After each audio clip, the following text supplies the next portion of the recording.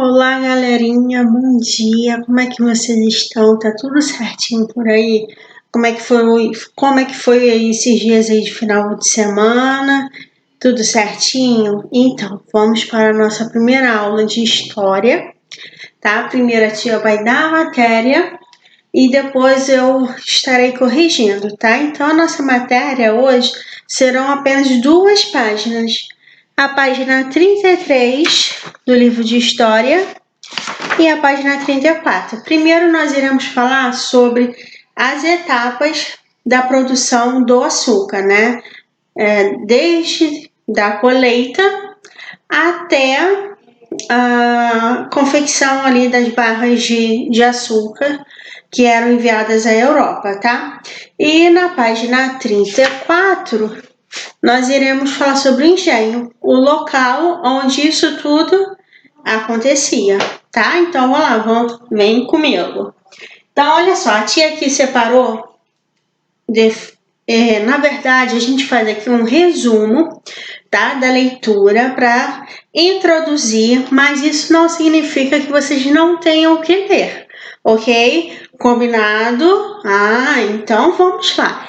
Então, a tia aqui resumiu, fiz da primeira etapa até a quinta etapa, onde eu estarei explicando para vocês o que era feito, tá ok?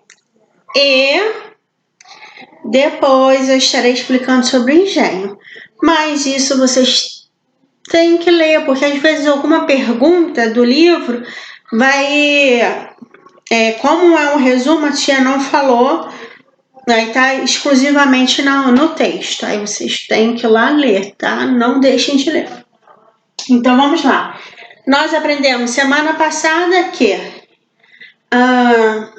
com a chegada dos portugueses, os portugueses viram que aqui era um local propício para cultivar cana-de-açúcar, né?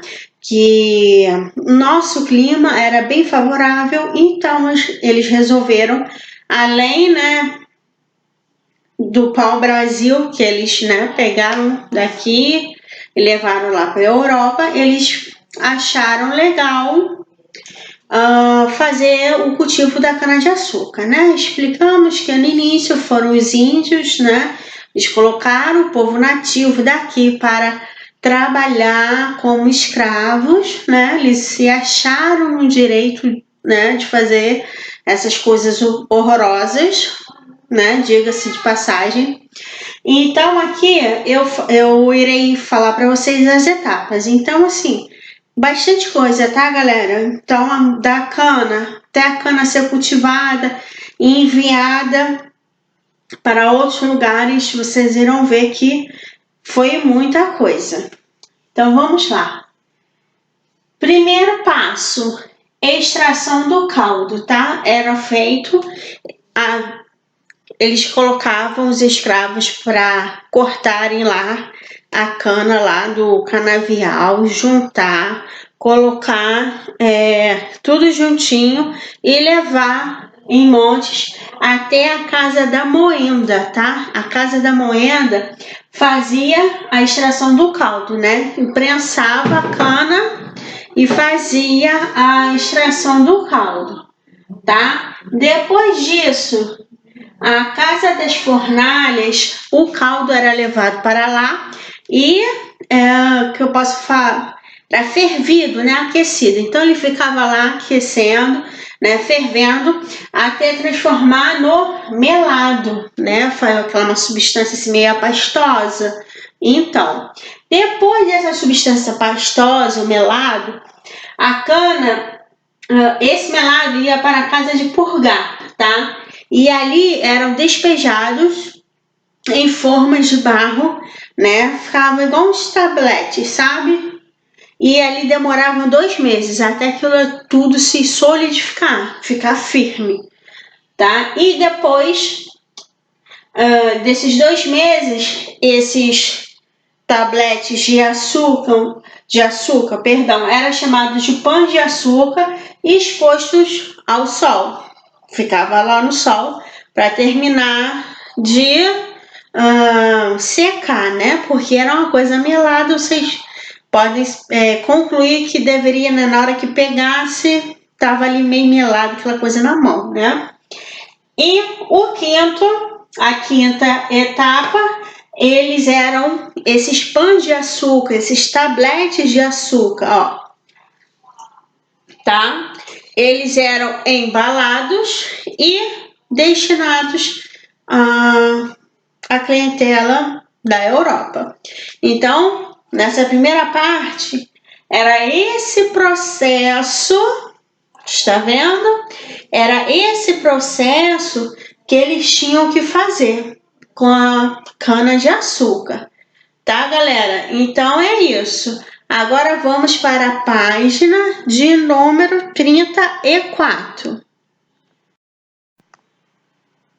Então, galera, continuando. Aqui a tia fez o resumo também sobre o engenho. O que era o engenho? Olha, na página 34, nós podemos perceber que o engenho era um lugar bem grande, tá? E o engenho era um lugar onde acontecia a plantação da cana-de-açúcar, onde era desenvolvido o açúcar, tá?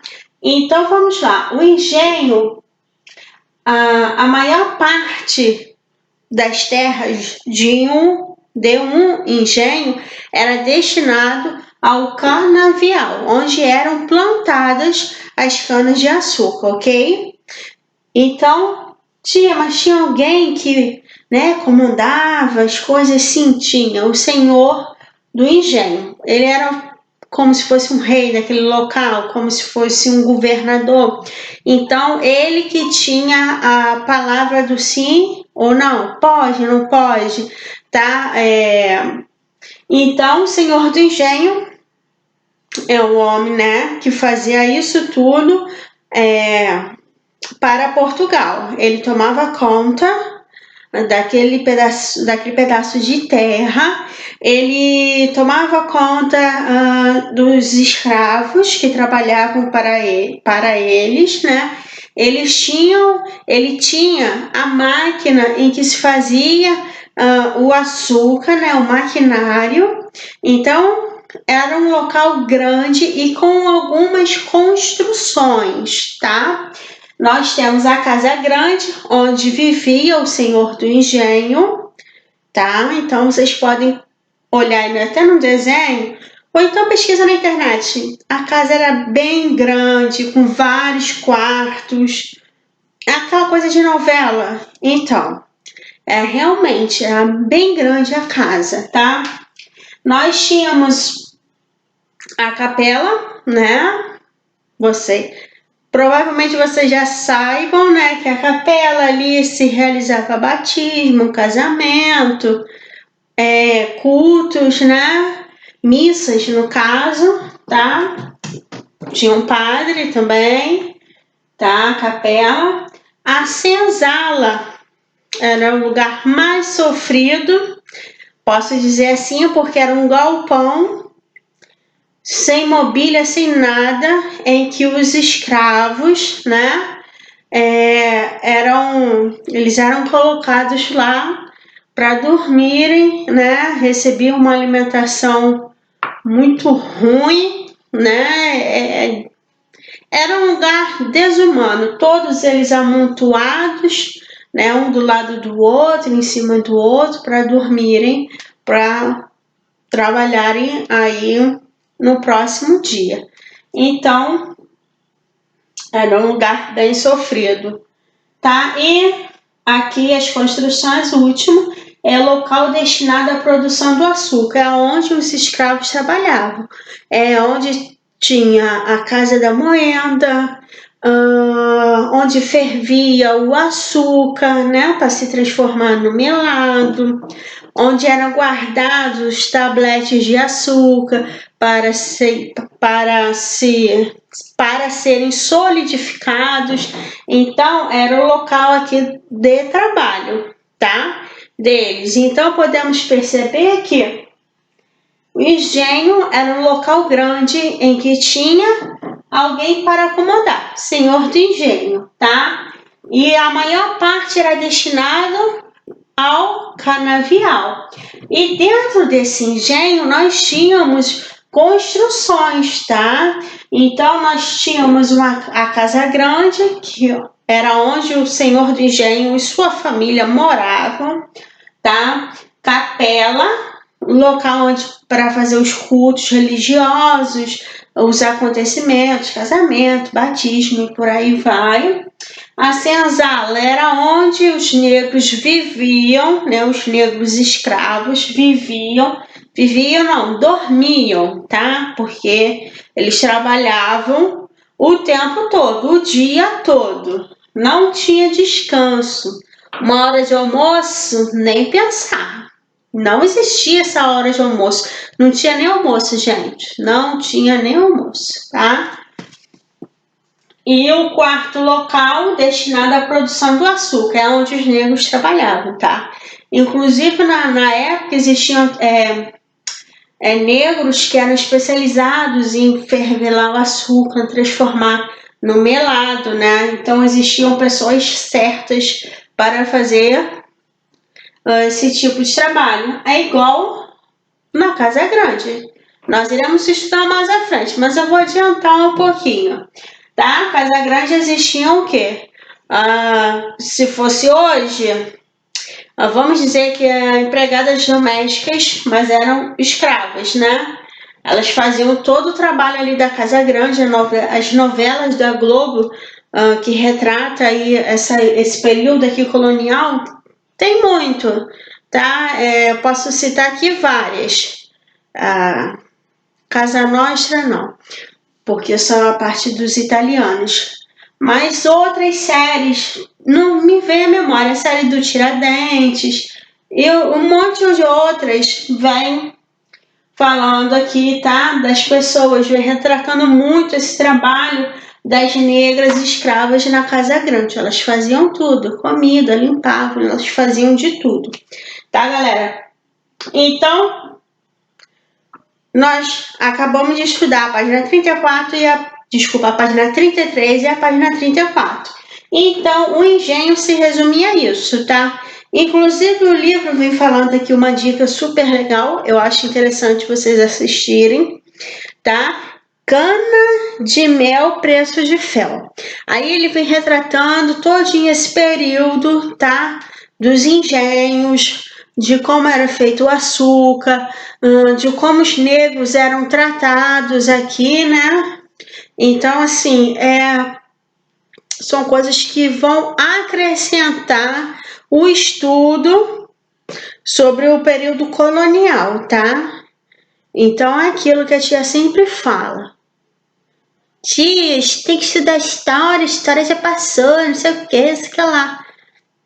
É aquilo, galera. Nós estudamos a história para não errarmos como o pessoal lá de trás errou. E errou pra caramba, eles pisaram muito na bola. Uma dessas coisas foi a escravidão, né? Assim, fizeram o povo africano sofrer, sabe? Demais com esse lance aí de escravidão, coisa que não existe. Então, o pessoal errou lá atrás, né? Eles erraram. Hoje, né, já pensou se os negros fossem escravizados? Já pensou? Ou se os indígenas fossem escravizados? Então, olha como é que a história serve para mudar o pensamento das pessoas, para que as pessoas corram atrás dos seus direitos, né? E para que elas não errem como o pessoal lá de trás errou. Então, tem duas maneiras, a tia costuma falar que tem duas maneiras de aprender. Ou a gente aprende com o erro de quem errou, ou você aprende errando, né? No caso da gente estudar a história, nós estudamos para não cometermos os erros do passado, né? Que trouxeram consequências bem dolorosas, né? Para o povo lá daquela época e para o povo de agora também. Tá? Então é isso, galerinha. Nossa aula hoje foi bem curtinha, tá? A tia no final se empolgou, falou sobre por que nós estudamos a história, mas é isso, porque eu sei que passa na cabecinha de vocês, porque aluno é aluno, galera. Aluno é aluno e vocês fazem sempre a mesma pergunta, tá bom? Então é isso, se cuidem, tá? Quero que passe logo tudo isso, que não aguento mais ficar em casa, eu prefiro a sala de aula, estar pertinho de vocês, explicar um por um se fosse necessário. Então é isso. Beijão.